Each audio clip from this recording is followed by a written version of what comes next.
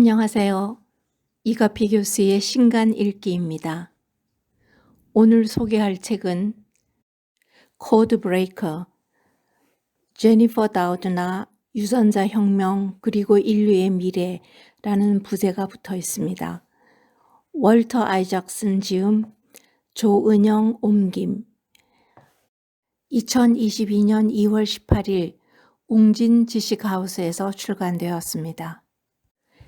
지은이 월터 아이작슨은 세계적인 전기 전문 작가이고 1952년 미국 뉴올리언즈에서 태어나서 하버드 대학교에서 역사와 문학을 공부했습니다.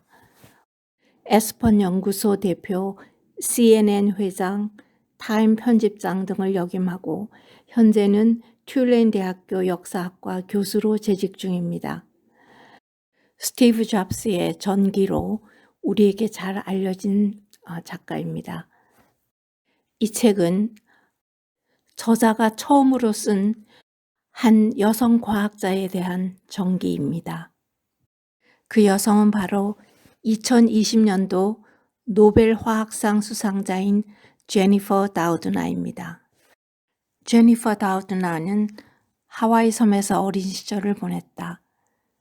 그녀는 친구들에게 재수없는 하울리라고 놀림을 받았고 진학 상담 교사에게선 여자가 무슨 과학을 하겠다고 같은 업신여김을 당했다. 하지만 포기하지 않고 자신의 과학적 재능을 강인한 인성과 결합해 연구자의 길로 나아갔다. 그리고 프랑스 미생물학자 엠마뉘엘 샤르팡티에와 협업해 박테리아가 바이러스로부터 자신을 방어하는 후천적 면역 체계인 크리스퍼 시스템의 작동 메커니즘을 세계 최초로 규명해냈다. 뒤이어 다우드나와 과학자들은 크리스퍼 시스템을 인간 유전자 편집 도구로 탈바꿈시켰다. 유전적 난치병을 진단하고 치료할 수 있는 기술, 인간 종을 더 크고 건강하고 똑똑하고 성격 좋게 만드는 기술이 탄생한 것이다. 크리스퍼 유전자 편집 기술은 오늘날 코로나 바이러스와의 전쟁에서도 활약하고 있다. 그것은 백신 개발에 기여했을 뿐 아니라 진단 및 치료법을 연구하는 데도 광범위하게 쓰이고 있다. 다우드나와 샤르팡티에는 2012년 크리스퍼 논문을 발표한 지 8년 만인 2020년에 노벨 화학상을 수상했다. 그들은 지난 100여 년의 노벨 과학상 역사에서 여성으로만 구성된 최초의 공동 수상자이자 마리 퀴리의 뒤를 이어 노벨 화학상을 받은 6번째와 7번째 여성 과학자들이다. 제니퍼 다우드나는 다음과 같이 수상 소감을 밝혔다. 저는 제가 여성이라는 사실이 자랑스럽습니다. 이번 노벨상은 올바른 변화의 방향으로 나아가는 한 단계라고 생각합니다. 20세기 전반은 물리학, 20세기 후반은 정보기술의 시대였다면 21세기는 생명과학의 시대다. 크리스퍼 유전자 편집 기술은 생명의 역사상 처음으로 진화의 방향을 선택할 수 있는 힘을 인류에게 주었다. 저자는 이 책에서 제니퍼 다우드나의 삶과 크리스퍼 연구의 발전사를 능숙능란하게 엮어내며 천재성과 혁신의 본질을 깊이 있게 파고든다. 그리고 윤리적 문제와 놀라운 기회를 모두 만들어낼 이 새로운 기술이 우리를 어디로 이끌지 전망한다. 저는 이 책이 상당히 두껍고 방대한 내용을 가지고 있습니다만 매우 재미있게 읽었습니다. 자연과학이나 생물학에 대해서 전혀 모르는 사람으로서 배운 점을 몇 가지 말씀드리겠습니다. 먼저 크리스퍼라는 이름에 대한 이야기입니다. 이것은 2002년도에 유럽의 연구자들 사이에서 정해진 이름인데요. 그 뜻은 일정한 간격을 두고 분포하는 짧은 회문 반복 서열의 약어입니다.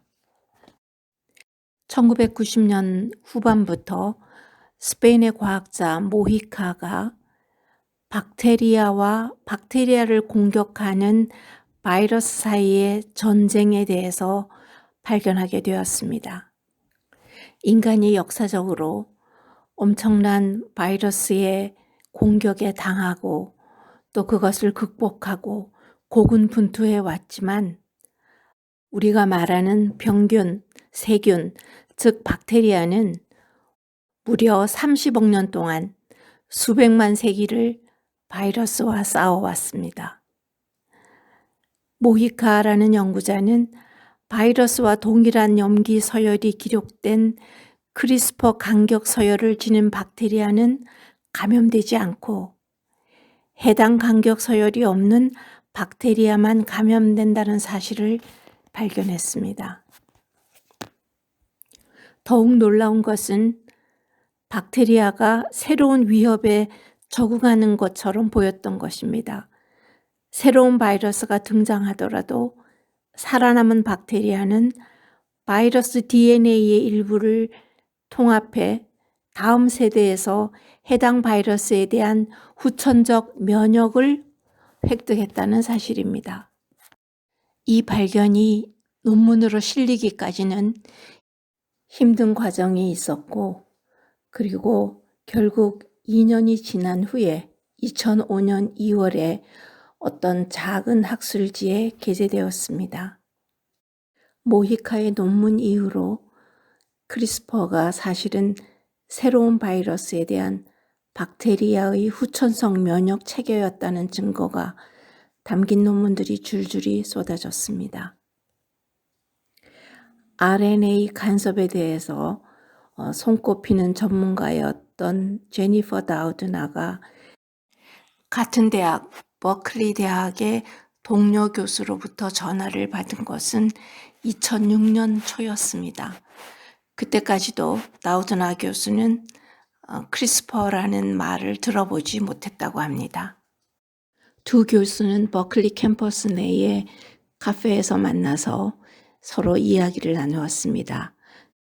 그때까지 크리스퍼는 미생물 학자들의 영역이었다면 크리스퍼 시스템의 화학적 구성 요소를 해부하고 각각의 작동 원리를 규명하는 것은 생화학자가 해야 될 부분이라고 깨닫고 먼저 크리스퍼 연관 효소인 CAS에 초점을 맞췄습니다.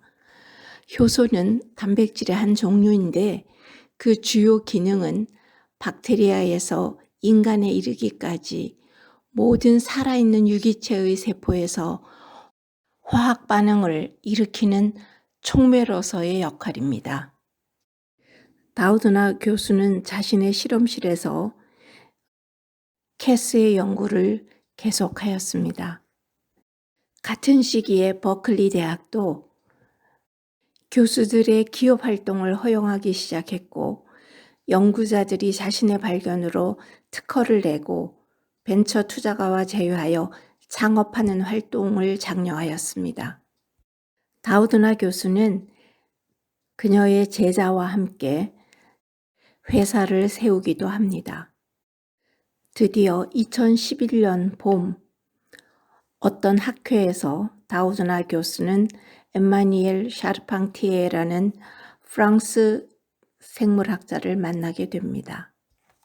그녀 역시 크리스퍼를 연구하고 있었는데 특히 캐스9으로 알려진 크리스퍼 연관 효소가 주된 관심사였습니다. 그 이후 두 사람은 정말 긴밀하게 협조하면서 실험을 계속합니다. 결정적인 실험이 막 긍정적인 결과를 보인 어느 날 저녁, 다우드나 교수는 9살짜리 아들에게 이렇게 말합니다. 우리가 캐스9이라는 단백질 효소를 발견했거든. 바이러스를 찾아내어서 잘라내도록 프로그래밍 할 수 있는 효소란다. 정말 대단하지. 박테리아가 수십억 년에 걸쳐서 바이러스에 대항해 자신을 지키는 희한하고 놀라운 방식을 진화시켰는데 적응력이 어찌나 뛰어난지 새로운 바이러스가 나타날 때마다 알아보고 물리칠 수 있단다. 그날 저녁 다우드나 교수는 아들과 정말 즐거운 시간을 보냈다고 회고합니다. 2012년 6월 다우드나 교수와 샤르팡티에 교수는 책임 연구자로서 이름을 올린 한 논문을 드디어 사이언스지에 게재합니다. 이 논문은 결론에서 이 시스템이 유전자 편집에 사용될 가능성을 언급하였습니다. 이 역사적인 논문을 투고한 이후 다우드나 교수는 참으로 매스컴에서 유명해졌고 또 그것을 즐겼으며 대중과 소통하면서 이 획기적인 발견이 이 사회에 미칠 영향 그리고 인류에 미칠 영향을 고민하기 시작했습니다.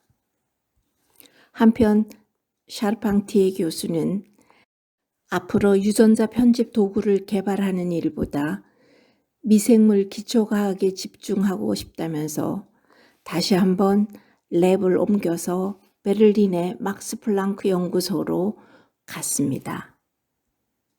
이 여정을 살펴보면 기초과학의 중요성을 더욱더 느끼게 됩니다. 이 책을 읽으며 제가 또 하나 느낀 점은 중국 출신 과학자들의 활동입니다. 대표적으로 브로드 연구소의 핵심 과학자인 MIT 교수 장펑에 대한 이야기가 있습니다. 또한 그 반대의 경우로 성급하게 크리스퍼 아기를 탄생시키고 유죄 판결을 받은 허젠 쿠이가 있습니다. 그는 2019년 말 개인의 명예와 이익을 추구하기 위해 관련 국가 규정을 고의로 위반했으며 연구와 의료윤리의 마지노선을 넘었다는 죄목으로 3년 징역형에 많은 벌금과 그리고 평생 생식과학 관련 분야에서 일할 수 없게 되었습니다. 이 책에서 가장 재미있는 부분은 제9부 코로나 바이러스 2020년도 한 해에 일어난 이야기이지만 과학자들이 어떻게 경쟁하고 어떻게 협동하는지 아름답고 흥미진진한 이야기가 실려 있습니다. 크리스퍼가 없었다면 화이자나 모더나 백신도 없었을 것입니다. 또한 치료제도 그렇게 빨리 나오기 힘들었을 것입니다. 앞으로 남아있는 크리스퍼의 활용 문제에서 일어날 도덕적 문제, 그리고 규칙, 그리고 사회적인 합의, 이런 문제들은 우리 모두의 앞에 놓여 있는 숙제이기도 합니다. 저자는 에필로그의 끝에서 이렇게 말하면서 이 책을 마쳤습니다. 사람들을 인도하기 위해서는 과학자뿐 아니라 인문주의자들도 있어야 한다. 그리고 무엇보다 제니퍼 다우드나처럼 양쪽 세계에서 모두 편안함을 느끼는 사람들이 필요하다. 지금 당장 모든 것을 결정할 필요는 없다. 우리 아이들에게 어떤 세상을 남겨주고 싶은지 묻는 것으로 시작하자. 그러면 우리 모두 함께 한 걸음씩 이왕이면 손에 손을 맞잡고 가는 이 길을 더욱 깊이 느낄 수 있으리라. 또한 이 책의 41장 사고 실험에서는 크리스퍼가 사용되어도 좋을 것 같은 분야 혹은 그렇지 않은 분야에 대한 이야기가 있습니다. 이 책의 제목처럼 다우드나 교수는 진정한 코드 브레이커라고 생각됩니다. 암호를 해독한 사람, 또한 그녀는 관례와 규범을 깨트린 사람으로도 볼 수 있으니까요. 이 책을 과학에 관심이 있는 젊은이들이 읽어보기를 특히 권합니다. 감사합니다.